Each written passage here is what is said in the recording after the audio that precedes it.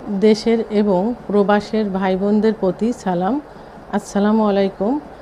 আমি প্রভাষক doctor Rikta Parvin, homeopathy এবং আয়ুর্বেদিক চিকিৎসক, চেম্বার সেবা হোমিও কমপ্লেক্স অ্যান্ড সেবা ডিজিটাল ল্যাব, উপজেলা মডেল মসজিদের পূর্ব পাশে, শিমুলিয়া, মাগুরা।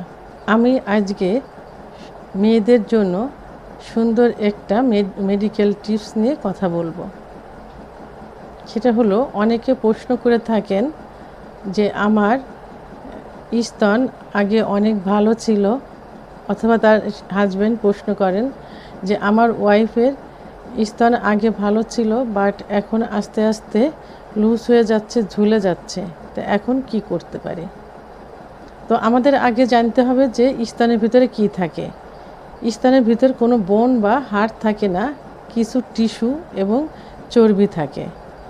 তো একটা বয়সে, বিশেষ করে মেয়েদের পিরিয়ড হয় 9 বছরের পরে, যে কোনো সময় হতে পারে 13 বছরের ভিতরে। তো ওই সময়টা ব্রেস্টটা ওঠার একটা উপযুক্ত সময়। কারো দেখা যায় যে শুরু থেকে ছোট থাকে এবং সাইজটা সেই বড় হতে হতে সেই ছোটোই থেকে যায়, আবার অনেকের সাইজটা ধীরে ধীরে অনেক বড় হতে থাকে এবং বড় থাকে। তো সাধারণত 20 বছরের পরে যে ওটা যে স্ট্রং থাকে, 20 বছরের পরে যে সেটা আস্তে আস্তে একটু সফট হতে থাকে। আর যখন মেয়েদের বিয়ে হয়ে যায়, বিয়ের পরে স্বাভাবিক নিয়মেই দেখা যায় যে যখন স্বামী স্ত্রীর যৌন মিলন হয়, তখন ওটার উপর প্রেশার পড়লে, হাত পড়লে আস্তে আস্তে ওটা এমনি সফট হতে থাকে। আর বাচ্চা হয়ে যাওয়ার পর যখন ব্রেস্ট ফিডিং করে, অর্থাৎ বুকের দুধ পান করে, তখন আস্তে আস্তে একটু লুজ হতে থাকে, আর সফট হওয়াটাই তখন স্বাভাবিক। তো অনেকের এই ব্রেস্টটা বাচ্চা হওয়ার পরে আরও বড় হয় মিল্ক হওয়ার কারণে, এবং সাইজটা ঠিক থাকে বাট একটু ঝুলে যায়। কিন্তু অনেকের দেখা যায় যে আস্তে আস্তে সেটা একদম শুকিয়ে যায় এবং ঝুলে যায়, কুকসিয়ে যায়। তো এটা বিভিন্ন কারণে হয়ে থাকে। সেই কারণগুলো নিয়ে এখন আমি আলোচনা করব। মেয়েদের যে হরমোন থাকে, ইস্ট্রোজেন হরমোন কমে গেলে এবং পুরুষের প্রজেস্টেরন হরমোন বেড়ে গেলে স্তন শুকিয়ে যায় এবং কুঁচকিয়ে যায়। নিয়মিত হোয়াইট স্রাব ডিসচার্জ হওয়ার কারণে স্তন কুঁচকিয়ে যায় এবং ছোট হয়ে যায়। অতিরিক্ত মানসিক টেনশনের কারণে, পুষ্টিকর খাবারের অভাবে এবং অতিরিক্ত হাতের প্রেসারে এবং রাত্রির জাগরণের কারণে অনেক সময় এই ব্রেস্ট আস্তে আস্তে শুকিয়ে যায় এবং লুজ হয়ে যায়। আবার যাদের দেখা যায় যে শরীরের রোগ প্রতিরোধ ক্ষমতা কম থাকে, যার কারণে বিভিন্ন রোগ শরীরে বাসা বাঁধে, তখন বিভিন্ন ধরনের ওষুধ সেবন করে। এই ওষুধের পার্শ্ব প্রতিক্রিয়া হিসাবেও স্তনের এই সমস্যা হতে পারে। এর জন্য পার্শ্ব প্রতিক্রিয়া মুক্ত কিছু হোমিওপ্যাথি ওষুধ আছে। আমি আজকে তার ভিতর মাত্র 2টা ওষুধ নিয়ে কথা বলবো। 1 নাম্বার, শেবাল শেরুলটা মাদার টিংচার। এই ওষুধটি 15 ফোঁটা ঠান্ডা পানি সহ দিনে 3 বার, খাবার আধা ঘন্টা আগে অথবা আধা ঘন্টা পরে সেবন করতে হবে 1 মাস। 2 নাম্বার, আলফা আলফা মাদার টিংচার।